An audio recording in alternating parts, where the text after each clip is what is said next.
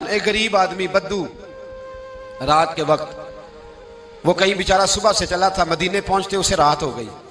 उसने डरते हुए ना खैमा ही बाहर लगा लिया। जहां रात हुई ना, आधी रात को कोई 1-2 बजे समझ ले पहुंचा मदीने, तो उसने बाहर ने खैमा लगा लिया। बीवी उसकी उम्मीद से थी, बच्चे की विलादत का वक्त करीब आ गया, बीमार हो गई, उसने खैमा लगाया। बीवी अंदर है, हजरत उमर फारूक गश्त पे थे रात को, साथ एक गुलाम था। हजरत उमर फारूक रज़ी अल्लाह तआला अन्हु कहने लगे वो आग जल रही है थोड़ी सी, पता करो कौन है। तो आपका गुलाम पता करने गया तो बद्दू ने डांट दिया, कहने लगे जाओ तुम्हें क्यों बताऊं। हजरत उमर खुद गए, कहने लगे मुसाफिर भाई बता तो सही। कहने लगा जी छोड़े, मैं आपको क्यों बताऊं, मैं कौन हूं, कैसे आया हूं। फरमाया खैमे के अंदर से कराहने की आवाज आती, कोई दर्द से चीख रहा है, बता हमें बात क्या है। कहने लगा जी मैं फलां बस्ती फलां इलाके का एक गरीब हूं, अमीरुल मोमिनीन उमर फारूक से मिलने आया हूं और रात हो गई है तो यहाँ खैमा लगाया है, सुबह मैं उनसे मिल के चला जाऊंगा। तो रात को तकलीफ देना पसंद नहीं किया, तो मेरी बीवी उम्मीद से थी, अब बच्चे की विलादत का वक्त करीब है, पास कोई नहीं। हजरत उमर कहने लगे तू ठहर, मैं अभी आया। चेहरे पे नकाब है, उसे बताया नहीं मैं ही अमीरुल मोमिनीन। उमर दौड़े गए, अपनी जौजा से कहने लगे अगर तुझे बहुत बड़ा अजर मिल रहा हो तो हासिल करेगी। क्या करूंगी। तो कहने लगे चल फिर मेरे साथ, बहुत बड़ा अजर है।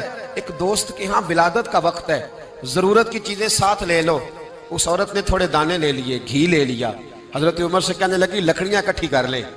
अमीरुल मोमिनीन, काउंसलर की बात नहीं बता रहा आपको, मैं आपको एमपीए की बात नहीं बता रहा, एमएनए की बात नहीं बता रहा, जो 10 गांव को मिला के चेयरमैन बना उसकी बात नहीं बता रहा, उसकी बात बता रहा हूं जो 22 लाख मुरब्बा मील का हुक्मरान है।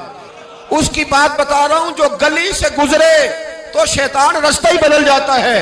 उसकी बात बता रहा हूं जिसके बारे में मेरे मुस्तफा करीम सल्लल्लाहु ताला अलैहि वसल्लम ने फरमाया मेरा उम्र तो वो है कि 950 साल हजरत जिब्रील भी इसकी शान बयान करें तो अजमत खत्म नहीं होती।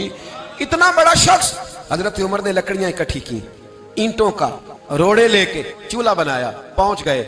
आपकी जौजा कहने लगी ये थोड़े दाने डालने, घी डालने और एक लकड़ी लेके इसको हिलाएं, तैयार करें। खुद जौजा अंदर चली गई, हजरत उमर बाहर पकाने लगे।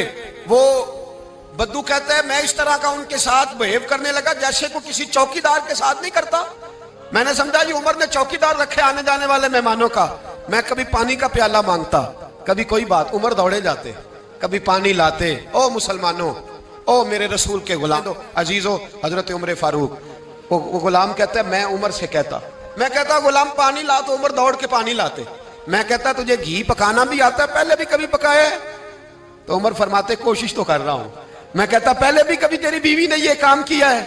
तो हजरत उमर कहने लगे मुझे याद नहीं, पूछ के बताऊंगा। कहते हैं क्या रंग था, क्या अंदाज था, क्या मुस्तफा की तरबियत थी, क्या अंदाज हुजूर ने सिखाए गुलामों को। ये किस तरह का अमीर है कि ये हंडिया पका रहा है, फूंके मार रहा है एक गरीब के लिए, देहाती के लिए जिसे जानते भी नहीं। अंदर उस शख्स की बीवी के यहाँ बेटा पैदा हुआ तो हजरत उमर की बीवी अंदर से बोल के कहने लगी अमीरुल मोमिनीन मुबारक हो, आपके दोस्त के यहाँ बेटा पैदा हुआ है। जब कहा ना अमीरुल मोमिनीन मुबारक हो, तो वो शख्स कहता है मेरे हाथ कांपने लगे और मैं इस तरह दौड़ा कि मेरी पगड़ी गिर गई। मैं दौड़ा तो उमर ने बुलाया, कहा किधर जाते हो? कहने लगा आप अमीरुल मोमिनीन हैं, आप अमीरुल मोमिनीन, आप उमर हैं। कैसर किसरा जिसके नाम से कांपे आप वो हैं, जिसे मुस्तफा ने दुआ मांग के अल्लाह से मांगा वो वाले उमर है आप, जिसके लिए अलीउल मुर्तजा फरमाते हैं मैं रोज दुआ करता हूं वो वाले उमर है, जिसके बारे में अबू बकर सिद्दीक ने फरमाया था कि मैं अल्लाह से कहूंगा मौला जो तेरे महबूब की उम्मत के हक में सबसे बेहतर था मैं उसे खलीफा बना के, वो वाले उमर है। उमर अमीरुल मोमिनीन की बीवी वो तो खातून अव्वल होती है, वो तो मलका होती है, और तेरी बीवी दाई बनकर एक गरीब के बच्चे के पास बैठी रही विलादत के वक्त। उमर अमीरुल मोमिनीन होके तेरी दाढ़ी सारी धुएं से भर गई तो ड्यूटी करता रहा। तो सैयदना उमर रो पड़े और उस बद्दू को सीने से लगा के कहने लगे तुझे पता नहीं तू कहाँ आया है, इस शहर का पता है? उसने कहा हुजूर कहाँ आया? फरमाया ये मेरे नबी का मदीना है, ये मुस्तफा का मदीना है, यहाँ अमीरों का इस्तकबाल नहीं होता, यहाँ गरीबों के इस्तकबाल होते।